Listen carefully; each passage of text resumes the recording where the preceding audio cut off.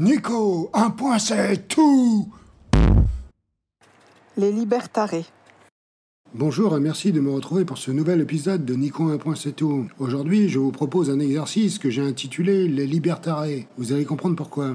Personnellement, en tant qu'individu qui s'auto-étiquette comme jacobin, vous allez identifier bien des choses qui m'opposent au libéralisme, ainsi qu'aux libéraux d'une manière générale, et a fortiori au courant libertarien. Ces derniers étant, pour ce qui me concerne, la phase finale ou le volet ultime du libéralisme, sa quintessence, son penchant le plus extrême si on va aller par là. Définitivement sa version la plus autoritaire et la plus dangereuse pour les classes laborieuses, sans oublier la planète, cela va de soi. Après cette courte digression, revenons au fil conducteur de mon propos. Les libertariens sont ceux que Danny et Raz ont l'habitude d'appeler les liptars. Sobriquet, somme toute gentillet, qui sonne bien et doit parler aux jeunes. Mais dans le même temps, qui manque d'alerter sur ce que les concernés nous font collectivement pendronner. Sur la nature des profils en question et l'impact qu'ils ont et auront sur le vivant par la même occasion. Cela rate le coche quant à dépeindre leur brutalité du même jet, ainsi que l'individualisme forcené dont ils sont les chantres, ou encore la stratégie du plus fort la poloche dont ils sont adeptes. Je traiterai cette question de manière transversale.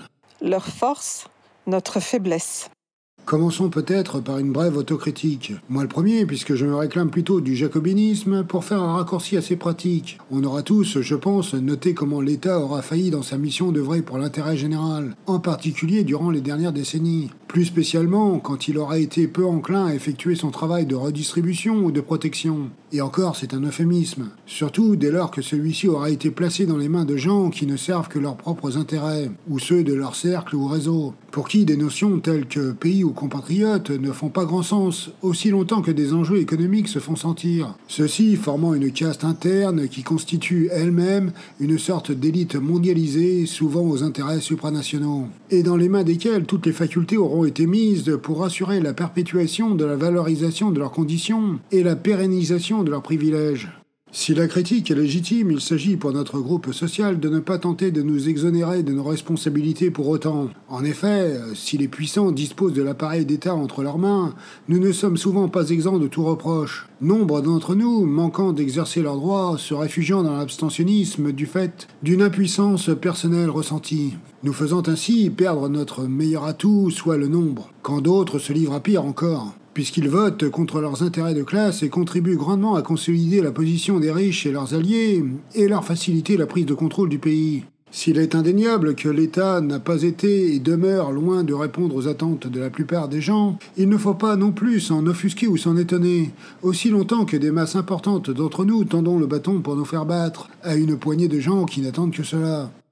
L'État, pour ce qui me concerne, est à la base de nombre de dérives, certes, mais a-t-on jamais essayé de le confier à des personnes dignes d'une tâche de cette ampleur auparavant ? Apparemment pas. Pour moi, il n'y a pas de fatalité. Même si je veux bien croire que le pouvoir corrompt, entre guillemets, et que dresser des garde-fous est souhaitable. Rien n'est inéluctable et des gens continuent de se mettre en quatre pour le bien de tous. Pourquoi donc ne parviendrions-nous pas un jour à avoir un gouvernement et un État digne de ce nom, mené par des gens qui ont le bien commun chevillé au corps ?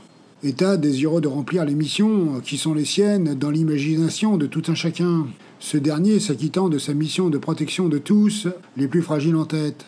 Sachant qui plus est que peu de structures peuvent apparaître crédibles dans la lutte contre les entreprises multinationales, voire transnationales, qui se dressent comme des pieuvres géantes en face desquelles tout le monde se sent plus ou moins démuni, même pour ceux qui escomptent les combattre.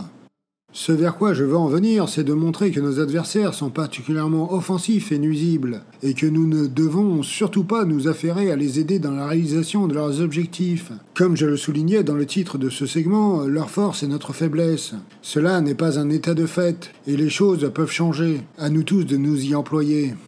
Le constat de décennies de libéralisme. Le constat est vite fait. Partout où les recettes mentionnées ont été appliquées, les politiques mises en place ont eu les mêmes effets. À gauche, on a souvent tendance à décrire ce courant comme celui de la loi de la jungle. Mais en réalité, le livre de Pablo Servigne nous a montré les fausses représentations qu'on se fait de la nature et des interactions entre les autres espèces du vivant. En somme, que ce qu'on regroupe sous cette expression de la loi de la jungle est erroné dans les grandes largeurs. Malgré tout, on voit cette idée qui sous-tend. Celle de la chaîne alimentaire et de la loi du plus fort qui s'en dégage ou s'applique de manière effective. Ce qui est indéniable dans un contexte libéral qui fait la part belle à ceux qui ont déjà tout.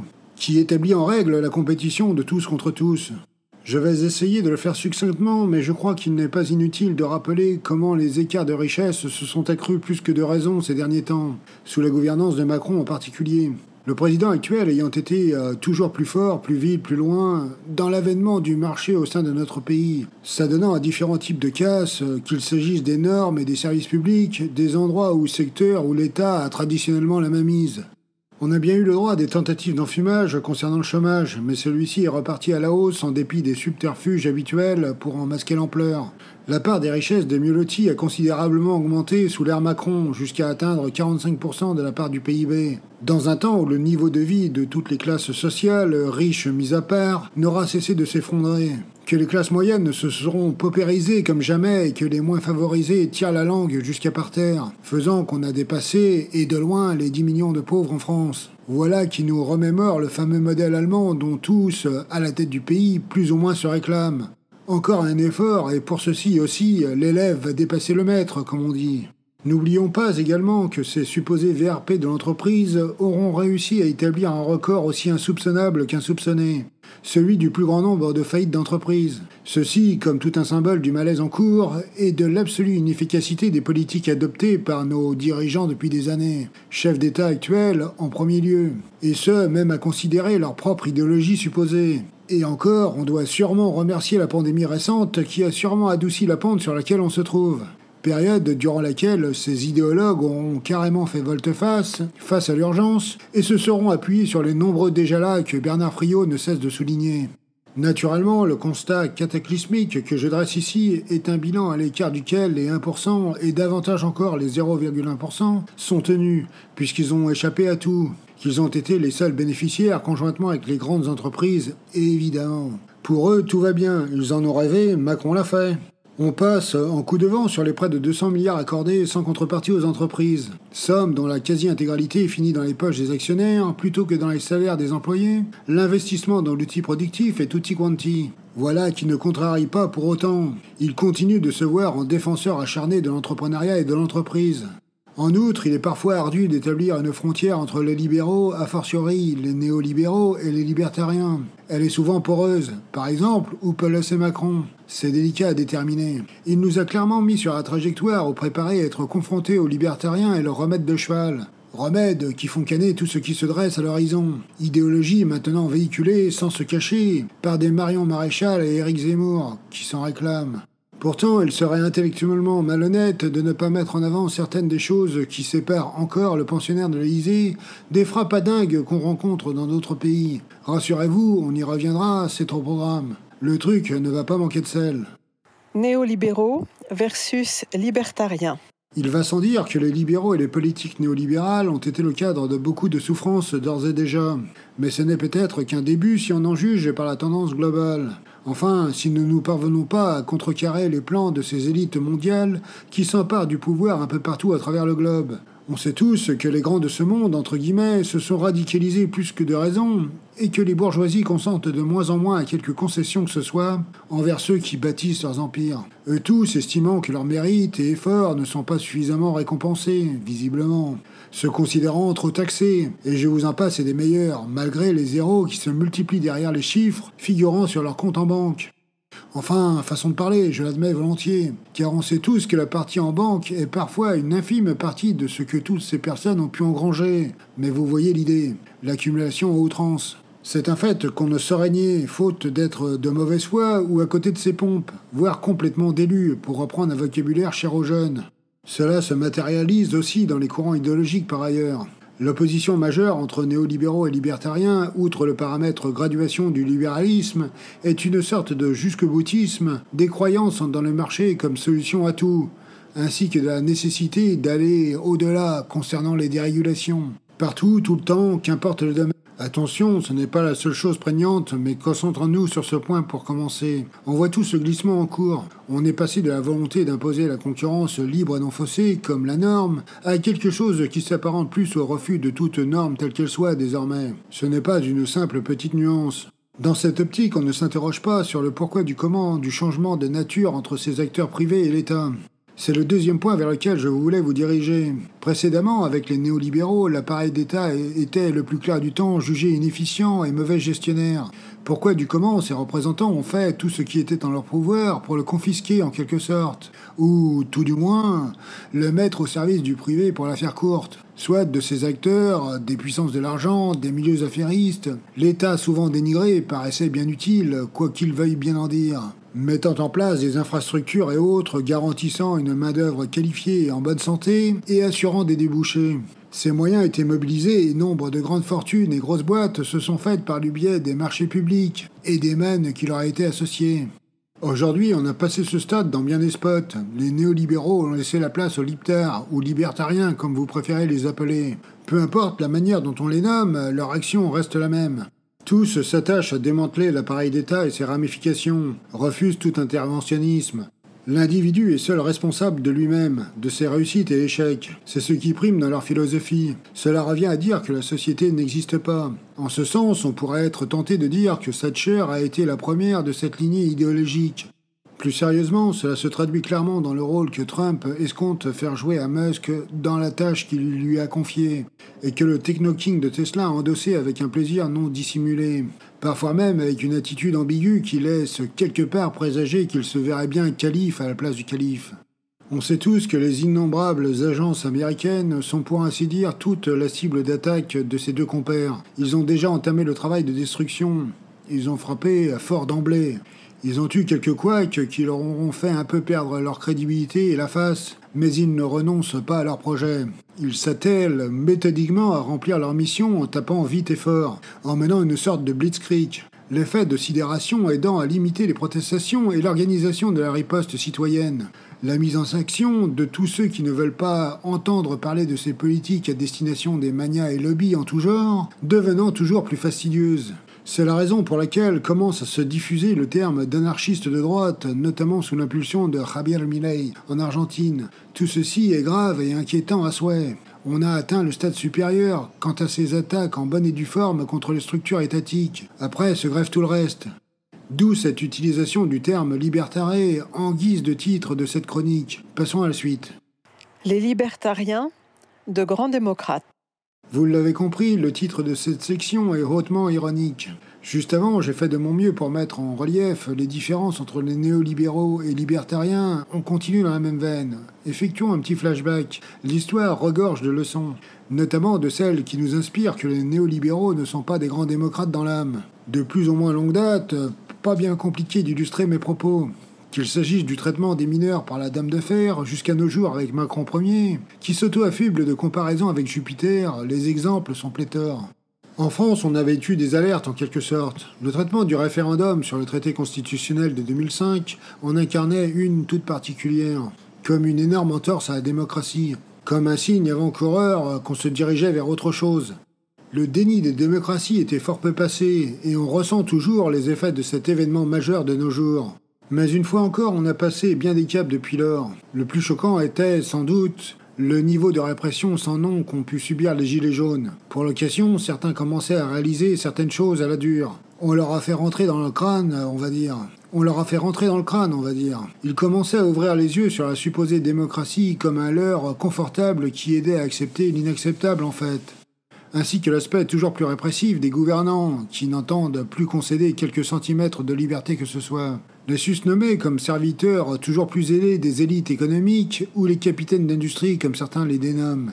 Les Gilets jaunes ont été un mouvement marquant et d'ampleur qui aura fait vaciller le pouvoir, engendrant une réaction à la mesure de la crainte qu'ils ont suscitée. En termes de timeline, on s'acheminait doucement mais sûrement sur une pente de raidissement en quelque sorte. Par contre, symboliquement, c'était brutalement et quasi sans transition d'aucune espèce. Trajectoire générale confirmée par le mouvement contre la réforme des retraites et les manifestations de masse qui lui ont été consécutifs.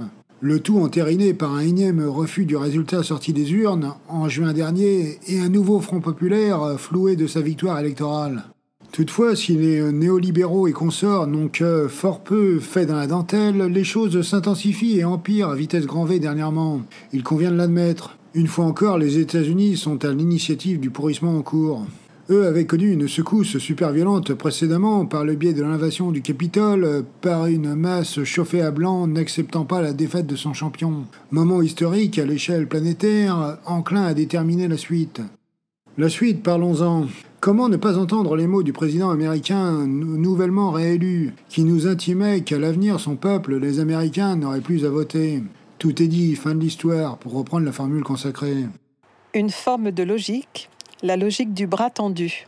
Il ne faut pas que nous nous étonnions de la montée de l'autoritarisme, puisqu'on a définitivement identifié la radicalisation des possédants. Radicalisation qui va de pair avec une fascisation largement promue par des médias détenus par les élites économiques, au travers de leurs outils de propagande chèrement acquis. Le tout répondant à la sempiternelle logique de plutôt Hitler que le Front populaire. De l'autoritarisme au fascisme, il n'y a qu'un pas parfois.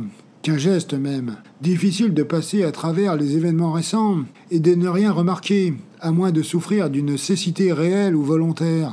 Au moment où je produis ce Nico 1 point c'est tout, on assiste à un festival du bras tendu. Une fois encore, une piqûre de rappel historique et du rapprochement des milieux affairistes, des idéologies d'extrême droite, dont les suprémacistes sont une portion. Portion qui ne croit plus bon de se cacher ou d'opérer en sous-marin, à coups de dog whistles, comme il le faisait par le passé. De nos jours, tout se passe en plein jour. De la cérémonie d'investiture au sommet des extrêmes droites, des individus parfaitement décomplexés se laissent aller à nous proposer de ne pas nous tromper sur l'idéologie qu'ils véhiculent et qu'ils servent. Le tout comble du ridicule, souvent en prétendant être les bons amis des communautés juives. Et certains se laissent abuser par leur discours, très tristement, manquant d'identifier qui sont les petites mains qui agissent en backdoor. Certains sont tellement détendus du slip et ont atteint un tel niveau de décomplexion qu'ils en viennent à embarrasser quelque peu certains de leurs partenaires, pour qui un tel niveau de laisser-aller est encore hors de portée. La passe d'armes entre Bannon et Bardella en témoigne.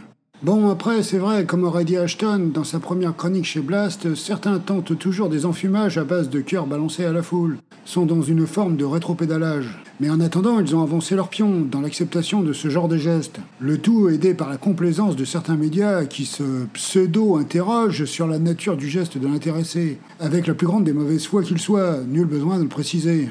Si quelque chose a l'apparence, l'odeur, le goût de la merde, il y a quand même de bonnes chances que ce soit effectivement de la merde. Tout ceci contribuant à un freak show d'illustres inconnus cagoulés qui se voient pousser des ailes et pour qui c'est limite open bar. En France, depuis la dissolution de l'Assemblée, les exemples regorgent. Jusqu'à pas plus tard qu'il y a quelques jours, avec cette sordide attaque d'un collectif qui diffusait un film de Costa Gavras et qu'un des agresseurs en fuite lâchait un slogan sans équivoque. Les libertariens anti-libéraux. Si on en est arrivé là, ce n'est pas sans raison. C'est que les pseudo-défenseurs des libertés, et aspirant à la liberté absolue et sans restriction, ont dérivé idéologiquement parlant. Et que les pseudo-défenseurs des libertés sont devenus de facto des antilibéraux, qui ne disent pas leur nom. Et encore, quoique, les plus bravaches d'entre eux osent peut-être. En attendant, nombre d'analystes voient clair et ont mis le phénomène en avant. Les supposés libéraux révèlent ainsi, je pense, la terrible hypocrisie qui les a toujours animés, dans le sens où ils n'ont jamais considéré quoi que ce soit d'autre que leur propre liberté, notamment celle de faire sécession, d'exploiter ou d'accumuler, de s'enrichir sur le dos de tous et jouir de leurs privilèges aussi. Quelqu'un de conséquent du point de vue des libertés individuelles reconnaît des bornes placées à ses propres libertés, sachant que nos libertés individuelles s'arrêtent précisément où commencent celles des autres. Dans ce cas précis, cela ressemble à de la géométrie variable, à des gens qui se soucient davantage de ne pas voir leur liberté restreinte, de quelque manière que ce soit, plus qu'autre chose en réalité.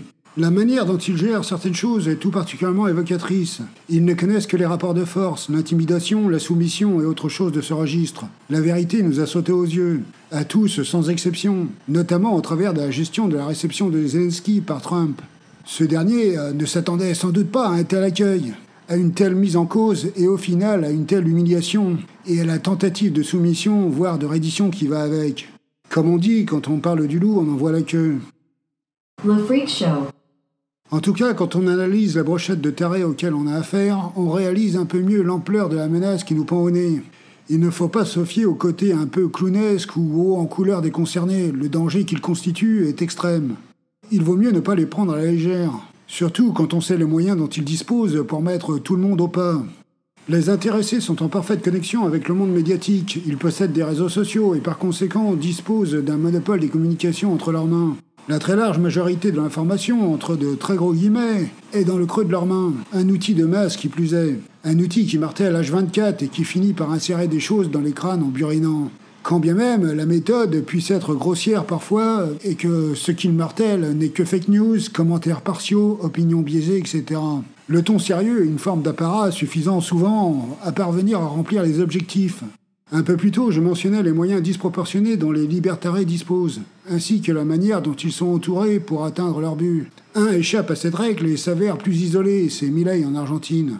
Il n'en demeure pas moins dangereux. Il s'agit de ne pas se fier à ses allures de dément sorti de l'asile ou à son côté pittoresque. Tronçonneuse à la main, il peut passer à première vue pour un amuseur ou pour le ravi de la crèche, comme on dit. Mais la population là-bas ne rigole pas. Il a, semble-t-il, tout démantelé des services publics et été l'auteur de diverses dingueries qui ont plongé la population dans d'énormes difficultés, comme en témoignent des histoires de crypto-monnaies mises en place, puis retirées, et qui ont fini avec le résultat suivant. Soit que bon nombre d'Argentins ont pris un bouillon, et des pans entiers d'entre eux ont fini sur le flanc. Bon, après, on ne va pas se leurrer non plus. Ce dernier a l'air d'un enfant de cœur à côté de ses homologues états-uniens. Le gars orange avec son ragondin oxy sur la tête et son dark maga qui tire plus sur le gogo qu'autre chose. Tous deux épaulés par un vice-président plus extrême encore que le président lui-même, ce qui en dit long. Eux tous brillent par les bras de fer qu'ils installent partout, par l'humiliation, les rapports de force et la contrainte qui leur sont associés. Zelensky a fait les frais de leur approche brutale des relations internationales. Ils se sont également directement employés à mettre les pays environnants sous pression, à leur mettre le pied sur la gorge, si j'ose dire. On s'avère loin du free market. On est rendu davantage au stade des tartes dans la tête et le commerce sous la contrainte. Aussi, comme tout un symbole de ce que j'illustrais, ces grands libéraux dans l'âme ont eu, parmi leurs premières mesures, de rétablir des barrières douanières, alors qu'ils seraient censés être en faveur de la libre circulation des biens et des marchandises. En termes de politique intérieure, ce n'est guère mieux, et ces antilibéraux s'affichent clairement comme des bigots. On a vu comment leur notion la plus évidente de la liberté consiste à restreindre les droits des femmes et des minorités, à agir comme si le corps des femmes ne leur appartenait pas, et que leur vente était la possession collective de la nation. Un bilan inquiétant. Disons les choses tout de go. Ce qui se passe de nos jours est inquiétant avec les percées répétées de telles entités et politiques, un peu partout dans le monde. Ils ont tendance à faire tache d'huile, si je peux m'exprimer ainsi. C'est d'autant plus l'expression qui convient que les intéressés sont des climato-sceptiques qui ne s'en cachent même pas le plus clair du temps. Que ceux-ci multiplient les projets à base de carburants fossiles et que les pipelines sont la source de toutes les attentions.